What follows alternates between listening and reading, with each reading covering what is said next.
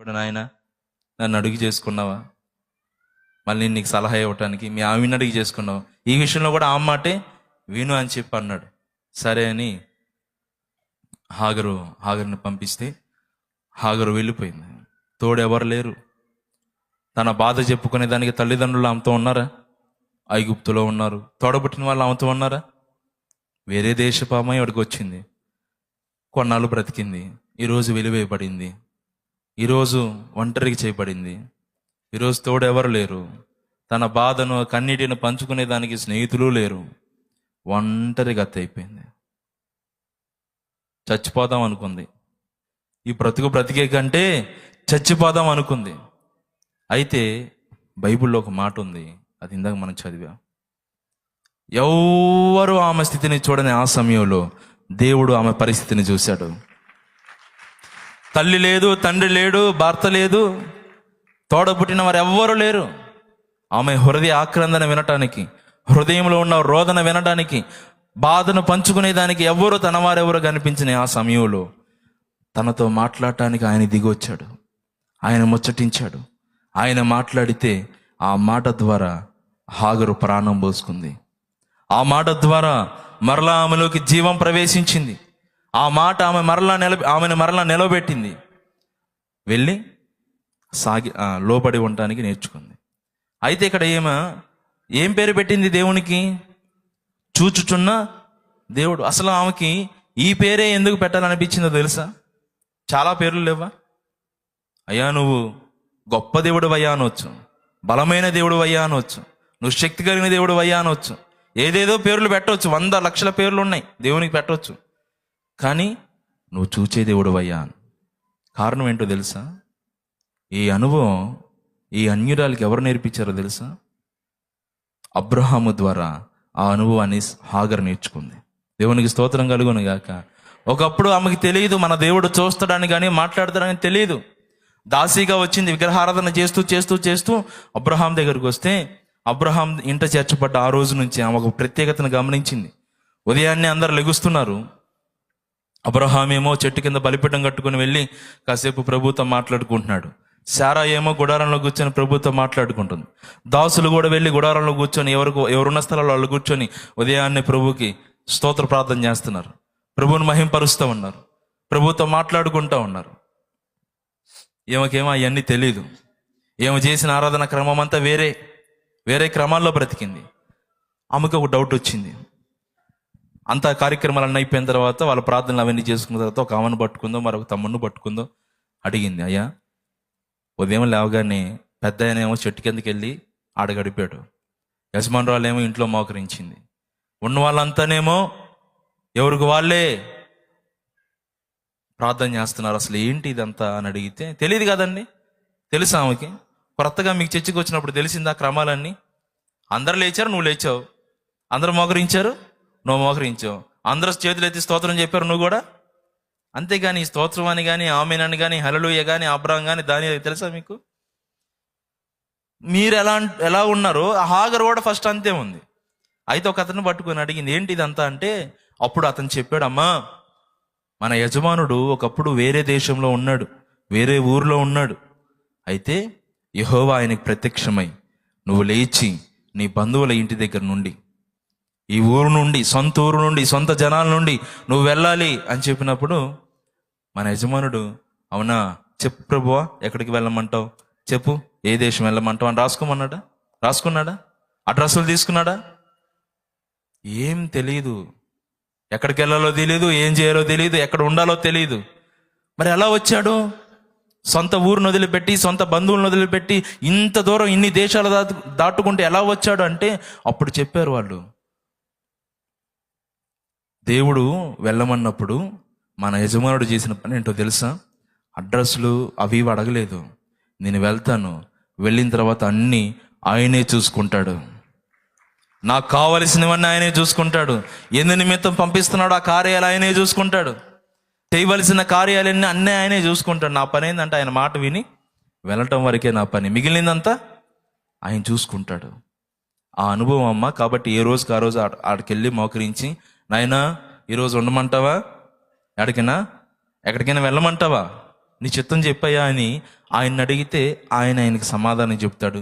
సమస్త విషయాల్లో మన యజమానుడు ఒకటే మాట అంటాడు. ఏదైనా పరిస్థితి ఏదైనా సరే ఆయన ఏమంటాడు తెలుసా? మొట్టమొదట మనం నిమిత్త మాత్రంలో ఆయన జరగాల్సినవన్నీ ఆయన చూసుకుంటాడు అని మాకు చెప్పి బలపరుస్తూ ఉంటాడు. అందుకే ఎవరికి వాళ్ళు ప్రార్థన చేసుకుంటున్నాం, అయ్యా ఈ రోజు అంతా ఇక నీకు చేతులకు అప్పచెప్తున్నావు, నువ్వే చూసుకోని ఆయన అప్పచెప్తున్నాం అని ఆ దాసులు హాగర్తో చెప్పారు. ఆ రోజు నుంచి ఈమె కూడా ఆ మాట బాగా నచ్చింది. నిజమే కదా, మన జీవితాన్ని మనం చూసుకుంటే మన ఇష్టం వచ్చినట్టుగా నడిపించుకుంటాం. మన జీవితాన్ని ఆయన చేతులకు అప్పచెప్తే ఇంక అన్నీ ఆయనే చూసుకుంటాడు కదా. ఈ అనుభవాన్ని మనం ఇంకో దగ్గర కూడా చూడొచ్చు. ఇస్సాకును బలివ్వటానికి ఆదికాండం 21వ అధ్యాయంలో, తర్వాత చదవండి మీరు, సమయం లేదు కనుక టకటక చెప్పేస్తాను. 21, 22వ అధ్యాయంలో ఆదికాండంలో కట్టెల్ని తీసుకొని కావలసిన వస్తువులన్నీ తీసుకొని ఇస్సాకుని తీసుకొని కొండ ఎక్కుతా ఉంటాడు అబ్రహాం. ఎక్కుతూ ఉన్నప్పుడు ఇస్సాకు ఒక మాట అడుగుతాడు, తండ్రి కట్టెలు ఉన్నాయి, నిప్పు పెట్టడానికి కావలసినవి ఉన్నాయి, అన్నీ ఉన్నాయి, కానీ గొర్రెపిల్లేది, బలి ఇవ్వటానికి బలి పశువు ఏది తండ్రి అని అడిగితే అబ్రహాం ఏమన్నాడు? నేను చూసుకున్నా లేరా, నేను ఏర్పాటు చేసిన అన్నాడా? చదవండి ఒక మాట. 22వ అధ్యాయం 7వ వచనం చూడండి. ఇస్సాకు తన తండ్రి అయిన అబ్రహాముతో నా తండ్రి అని పిలిచెను. అందుకతడు ఏమి నా కుమారుడా అనెను. అప్పుడు అతడు నిప్పును కట్టెలను ఉన్నవి గాని దహన బలికి గొర్రెపిల్ల ఏది అని అడుగగా అబ్రహాము నా కుమారుడా, దేవుడే దహన బలికి గొర్రెపిల్లను చూచుకొనునని గట్టిగా చప్పట్లు కొట్టి ప్రభుని మహింపరుద్దామా గట్టిగా. ఏమని చెప్తున్నాడు తన కుమారుడికి? నీకెందుకు ఇవన్నీ అన్నాడా? నేను అన్నీ చూసుకుంటాలే అన్నాడా? నాకు అన్నీ తెలుసులే అన్నాడా? చిన్నవాడు తెలియక నాన్న గొర్రెపిల్ల లేదేంది అన్నీ ఉన్నాయంటే చిన్నోడికి చెప్పాడు, నాయన దేవుడే చూసుకుంటాడు పద అంటే. తన కొడుకు కూడా ఏం నేర్పించుకుంటున్నాడు?